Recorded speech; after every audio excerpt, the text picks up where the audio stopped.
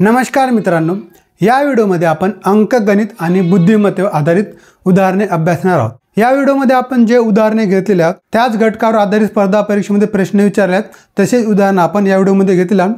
तर हे व्हिडिओ फार महत्त्वाचा आहे, व्हिडिओ पूर्णपणे बघून घ्या। हा व्हिडिओ आवडल्यास व्हिडिओला लाईक करा आणि तुमच्या मित्रांना आपण शेअर करा, जेणेकरून त्यांना पण मदत होईल। आणि चॅनल नसल्यास चॅनलला सबस्क्राइब करायला विसरू नका। तर पहिला उदाहरण आहे, एका आयताकृती जागेची लांबी 0.05 किलोमीटर आहे, तर रुंदी 0.008 किलोमीटर आहे, तर त्या जागेचे क्षेत्रफळ किती? पर्याय A 40 चौरस मीटर, पर्याय B आहे 4 चौरस मीटर, पर्याय C आहे 400 चौरस मीटर आणि पर्याय D आहे 4000 चौरस मीटर। तर बघा, प्रश्नामध्ये आपल्याला काय विचारलं, एका आयताकृती जागेची लांबी। जागा कशी आहे? आयताकृती जागा आहे, याची लांबी आहे 0.05 किलोमीटर आणि रुंदी आहे 0.008 किलोमीटर। तर आपल्याला याचे क्षेत्रफळ काढायचे आहे। तर बघा, जागा कशी आहे? आयताकृती। मग इथं आपल्याला आयताचे क्षेत्रफळ वापरावे लागेल। आयताच्या क्षेत्रफळाचे सूत्र, आयताचे क्षेत्रफळ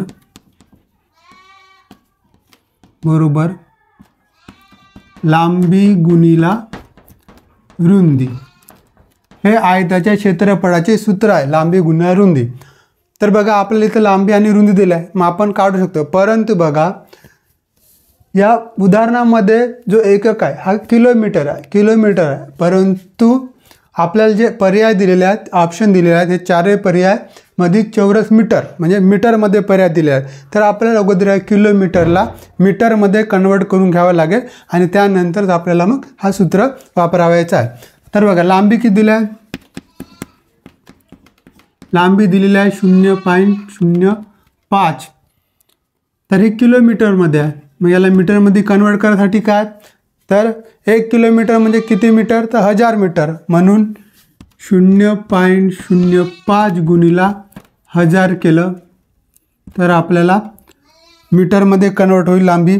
0.05 गुणिला 1000 केलं तर याचं कॅल्क्युलेशन काय होईल? तर असं पॉईंटमध्ये असेल तर आपण पॉईंटचा विचार न करता अगोदर डायरेक्ट कॅल्क्युलेशन करून घेऊ। 5 गुणिला 1000 करा, 5 0 0 5 0 0 5 0 0 5 1 5। त्यानंतर पॉईंट नंतर किती संख्या आहेत? तर 2 संख्या आहेत, म्हणून 2 संख्या सोडून आपण पॉईंट द्यायचं, म्हणजे आपलं उत्तर किती येईल? 50 मीटर लांबी झाली 50 मीटर। नंतर रुंदी किती दिली आहे? तर रुंदी दिलेली आहे 0.008 किलोमीटर। याला आपल्याला मीटरमध्ये कन्वर्ट करायचं आहे, तर 0.008 गुणिला 1000। मग इथं पण 8 0 0 8 0 0 8 0 0 8 1 8। पॉईंट नंतर 3 संख्या आहेत, म्हणून 3 संख्या सोडून पॉईंट द्यायचं, 1 2 3, म्हणजे 8 मीटर रुंदी। 8 मीटर रुंदी झाल्या।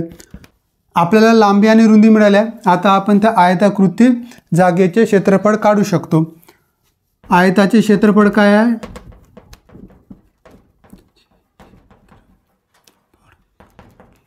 लांबी गुणिला रुंदी। लांबी किती आहे मग? 50 मीटर आणि रुंदी किती आहे?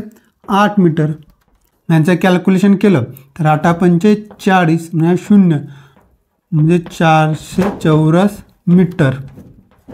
तर त्या जागेचे क्षेत्रफळ किती होईल? 400 चौरस मीटर, म्हणजे पर्याय क्रमांक C हा आपला बरोबर उत्तर आहे।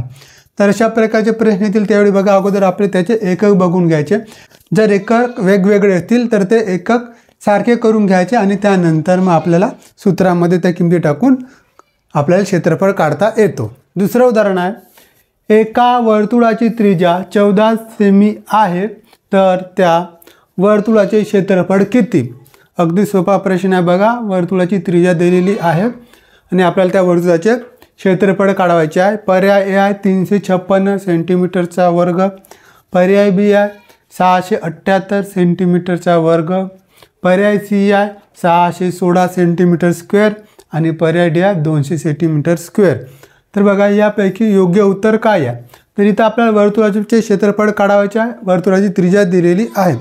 तर वर्तुळाचे क्षेत्रफळाचं सूत्र आपल्याला माहीत असेल तर अगदी कमी वेळेमध्ये आपण याचं उत्तर काढू शकतो. वर्तुळाच्या क्षेत्रफळाचं सूत्र काय आहे? तर वर्तुळाच्या क्षेत्रफळाचं सूत्र आहे वर्तुळाचे क्षेत्रफळ बरोबर पाय आरचा वर्ग. आर म्हणजे काय? तर आर म्हणजे होते त्रिज्या. मग त्रिज्या किती दिली आपल्याला इथं? 14. मग आरच्या ठिकाणी आपल्याला 14 लिहू आणि पायच्या ठिकाणी पायची किंमत टाकू. पायची किंमत किती आहे? तर पायची किंमत आहे 22/7 गुणिला आर स्क्वेअर म्हणजे 14चा वर्ग. मग 22/7 गुणिला 14चा वर्ग आपण 14 गुणिला 14 अशा प्रकारे लिहू शकतो. आता आपण यांचं कॅल्क्युलेशन केलं. 7 1 7 7 2 14 झाले किती? तर 22 गुणिला 14 गुणिला 2. मग आपण यांचं कॅल्क्युलेशन करून घेऊ. अगोदर यांचं कॅल्क्युलेशन केलं. 22 गुणिला 14 गुणिला 2 28 आणि 22 गुणिला 28 केलं तर 22 गुणिला 28 केलं तर उत्तर येतो 616